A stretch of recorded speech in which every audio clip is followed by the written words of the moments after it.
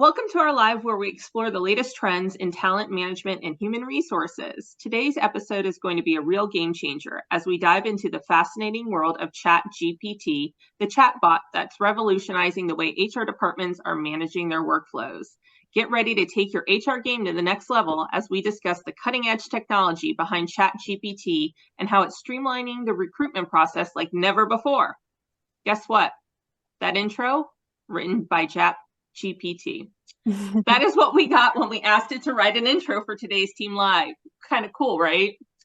Hi, everyone, and welcome again to our monthly Team Live. With me today are Employers Advantage HR Business Partner and Trainer, Slane, HR Business Partner, Jessica Lorello, Talent Acquisition Team Lead, Tilley, and I'm Meghan, Trout, Business Operations Manager.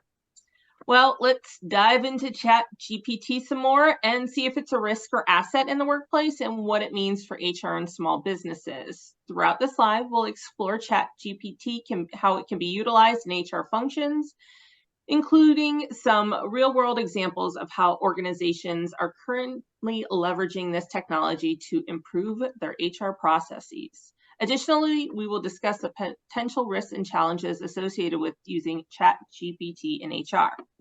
So let's dive in, guys. Let's dive into this exciting world of artificial intelligence and human resources. So first things first, what's ChatGPT and why is it so hyped? It actually stands for Chat Generative Pre-trained Transformer. Ooh. It's easier to say GPT. Yeah, it is. Way easier. Much easier. Yeah. I'm taking a course actually right now on ChatGPT on how to utilize it effectively.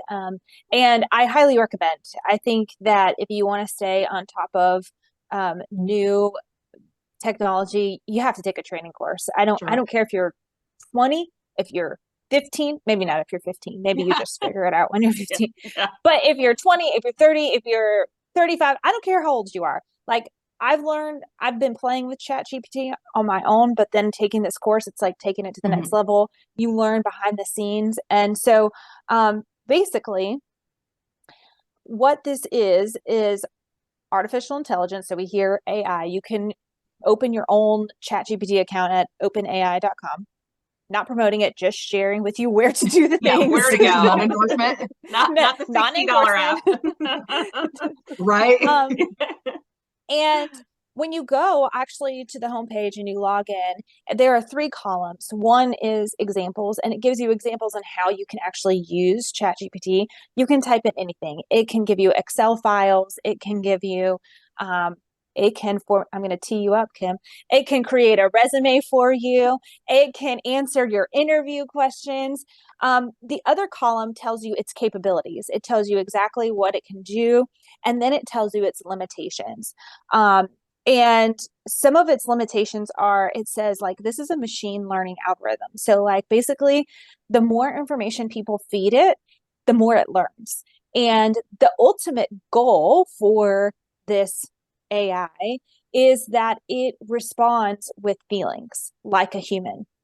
And so as people continue to utilize this free feature, this ChatGPT, it is taking it all in and learning. I will say 2 really great things is that 1, it says like, we won't entertain any inappropriate questions. Thank you. And 2, it tells you like, it can be wrong. So you should check with further counsel on certain specific questions because they can be wrong. And so I just really honor the fact and like the fact that they say, hey, we are not always correct. We can be wrong. So that is a little bit about ChatGPT. Yeah, and even with the intro, Jessica did one, I did one, like we had different answers every time we asked it the same question. And that's one thing you can do is regenerate a response, which is kind of neat because it's just neat to see how it spits out different things in different ways. Ellen, I know you played around with it a little bit with some of the HR things. And like Jessica said, it would tell you, it had a disclaimer at the bottom, please talk to human resources or your legal counsel, which I thought was really good. It's also neat too, because when you do ask it to regenerate a response for you, it has the little thumbs up or thumbs down when it gives you the answer. And and I highly recommend, for those that are interested in learning this, interact with the thumbs up and thumbs down, because if it gives you a good answer or a right answer, then you can explain that. But if it's not quite what you were expecting, then do that thumbs down and explain it, because this ChatGPT is actually trained on like the collective content of the internet. So it's going to create content based on what's out there. So if the information, again, nothing's perfect. So if the information is not quite right, again, you can indicate that on the little thumbs up or thumbs down and kind of say, this is kind of more of what I was looking for. In the training I'm taking, they say repeatedly, take the information you get from ChatGPT and then make it your own. Like, don't take it and plagiarize. Yeah. They say, take it and make it your own, because it's not going to spit out your tone. Like, it can get close to, but it's not going to spit out things the way you would say them exactly. And so take the ideas and edit them so that it sounds like you. One way they said to type in, to know what it can do for you. So one of the prompts was, I'm pulling it up on the screen over here, which is why I'm looking over here. Give me a list of 20 different emails you can help me write. And it did. It populated a list of 20 different emails that it can help you write. And then you say, write the email. One of the options was email to a supplier confirming an order. So then you can say, write me an email to a supplier confirming an order. And then it gives you blanks, so where you need to actually fill in the things, because it doesn't have all the details. And even beyond the blanks that it wants you to fill in, I think it's important to read over and actually put your own voice into it as well. Absolutely. I look at it as like an idea generator, like going back to, with using your own voice, like you get stuck. It's a great way to list out a few things and you can run with it. Now, what do you guys think? An asset? Do you think it could be an asset, or is it like a risk to HR? And what about recruiting, Kim? Where have you seen that? How it affects that? I know a lot of things I'm throwing out there. It's absolutely, I think, an asset for recruitment, because I think that the number one thing that you'll hear from any recruiter is that we don't have enough bandwidth, especially if you're doing full cycle. A lot of companies have it structured out where you have a sourcer, and then you have a client facing, and then you have a coordinator, and then you have life cycle where one person is taking it from cradle to grave and doing that on top of all the administrative work, dispositioning candidates. You just can't do it. So this is a really good tool for life cycle recruitment, helping generate emails. It's also good for branding, making sure that, candidate communication stays consistent. Things in HR that I don't think it's going to be good for, things like handbooks. I think handbooks is an absolute no for ChatGPT. Training materials, I think that it's good because we give people training and we give them these handbooks, and they don't read through it. They're going to sign off on it and say that, yeah, they've read through it, but they don't read through it. I think that maybe we can change that verbiage to just say, hey, did you receive it? And then maybe we can use ChatGPT for them to go out and take out, the information that they really need, because people really only pay attention to the information that's relevant to them when it's relevant to them. So versus them having to write, go through it and find out, what's the maternity leave policy, set it up to where they can go in, they can type it, there's the maternity leave policy. I mean, Kim, what you're saying is facts, but as a handbook writer, that kind of hurts me a little bit. I'm sorry. But to your point, Jessica, there are a lot of employee relations issues because they didn't actually go and read it. Well, I mean, to piggy on that, Jessica, because I completely agree. Like, you and I, like, we enjoy that technical writing. We enjoy doing that. But, for those that are in HR that may have a little difficulty writing, they've got their voice, but they may have a little bit of difficulty of writing things. And we all know that what we do in HR is a lot of what we do is transactional. And I feel like that this is an asset because it can reduce some of that transactional work, and it can help write that job description, or maybe because I even put in ChatGPT, write me an introduction for a sexual harassment policy, and it came up and it looked great. But then You can change it though to add a little bit more of your voice. You've already got those nuts and bolts, but then you can change it to add a little bit more of your voice or the company's voice. So it's definitely not coming to eliminate our jobs by any means, but I think it will definitely change how we do our work, making that transactional work, lessening that and then increasing so that we can increase our focus on more strategic initiatives. I think that it's just important for us to remember that it's biased. So we, like you said, we have to go back through and we have to look at it and make sure that the context makes sense for what it is that we're needing to do. Absolutely. That's actually one of its limitations that it says on the homepage. It says, may occasionally produce harmful instructions or biased content. Right. It's true. It's biased. So you have to remember that. And, I think, Kim, I really want to come back to this recruitment question, but really quickly, I want to say that, I think the question is like, is this going to replace the human? Is this, and maybe it's a hot take, guys. I don't know, but I just think that we're not at that place yet. No, we're not at that place where this is going to replace the human element. Today is Employee Appreciation Day. And the one thing that we are telling our clients and employers to do for their employees to show appreciation is to handwrite with a pen and paper, handwrite a thank you note. And that's not something ChatGPT can do. Can it give you nuts and bolts? Maybe, but what you're going to write to that person, if it's really, truly appreciative and genuine, is from you. It's going to be original, one of one. So, my hot take maybe is that it's not going to replace human right now. No. I mean, especially as long as it continues to show the bias, because bias has been proven that it's in there. I think as long as it continues to show that, based on the content in the internet that, from the internet that it pulls from, I mean,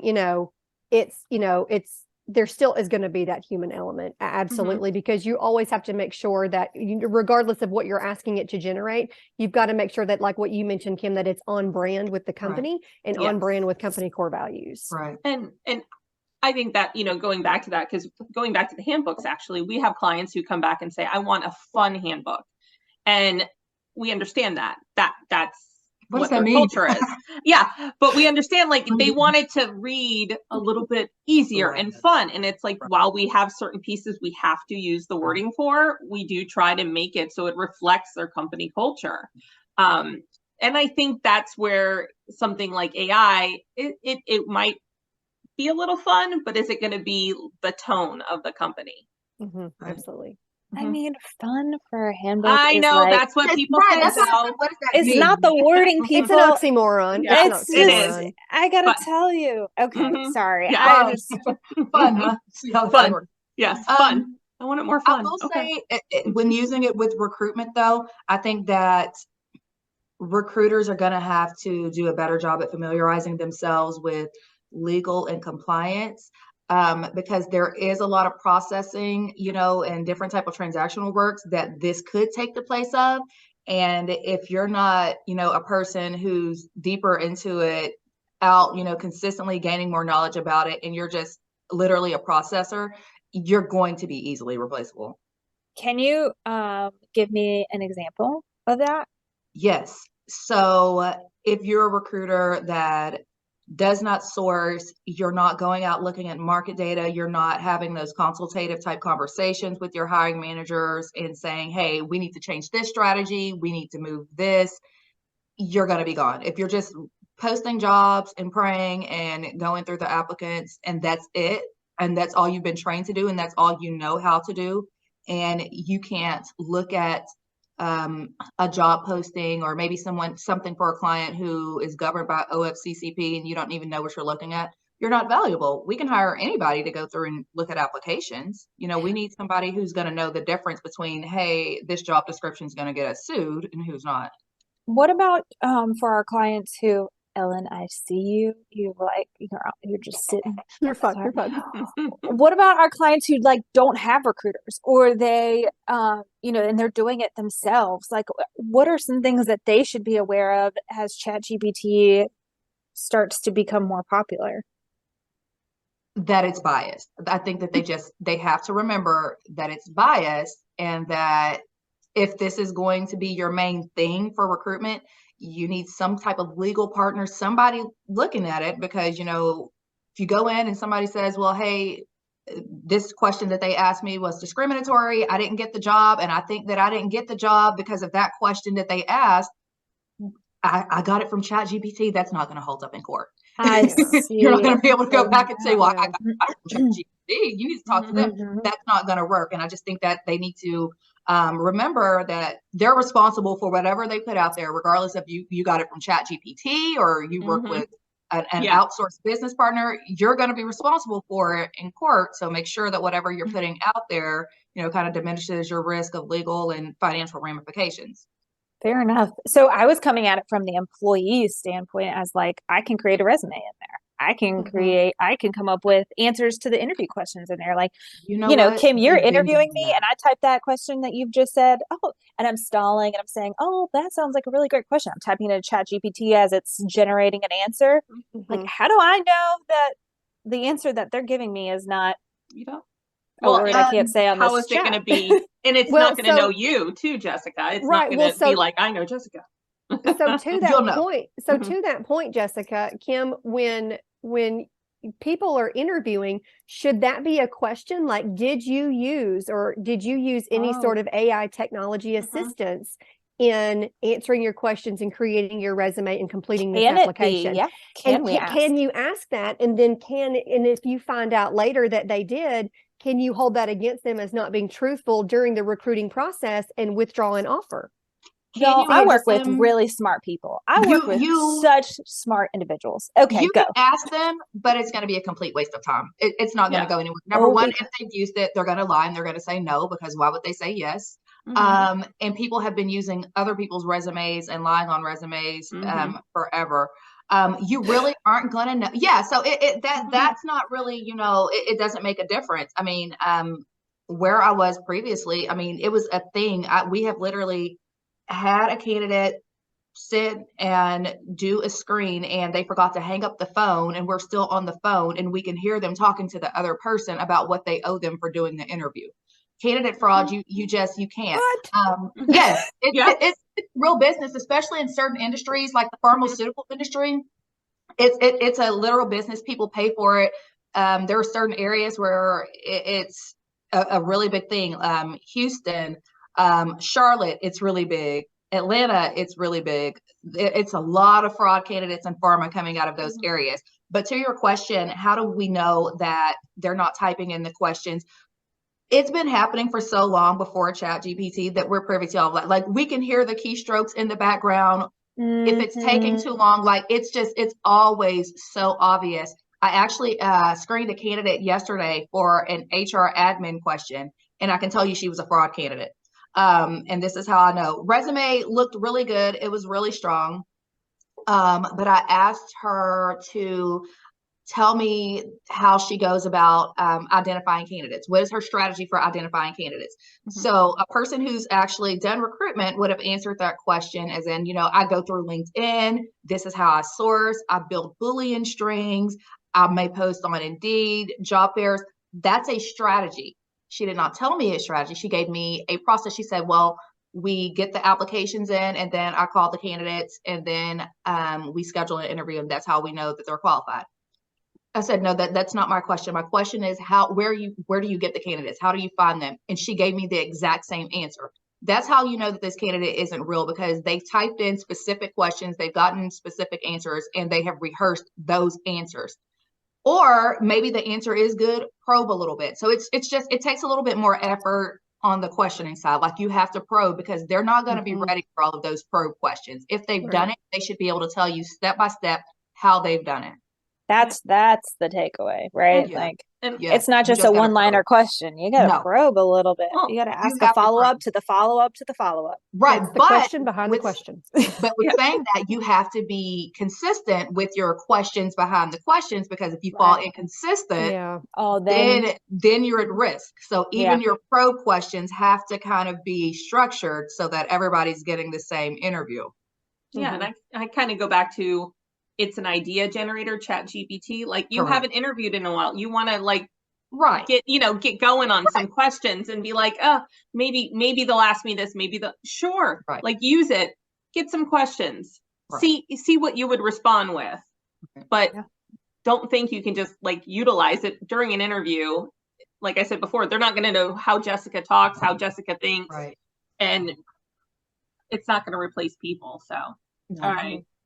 I mean, Anything else? careful what you say, Megan. Like, it's not going to replace people right now. I know. True.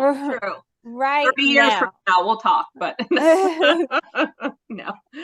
All right. Well, I mean, because if you think about it, this could be like ChatGPT could be something that large companies could use to replace like a human resources like person, like if they have general questions, like, you know, when does my vacation time start as a new hire? Yeah, they could input that in, and then it could be a generated, AI answer. That's I mean, so it could that. definitely take off some of that transactional stuff. That's easily answerable. So I mean, I definitely could see the benefit, of being able to utilize it, like within a large corporation like that.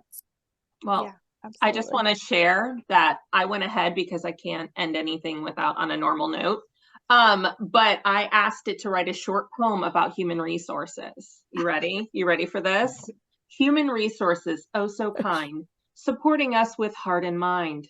From hiring to our final days, they guide us through life's winding ways.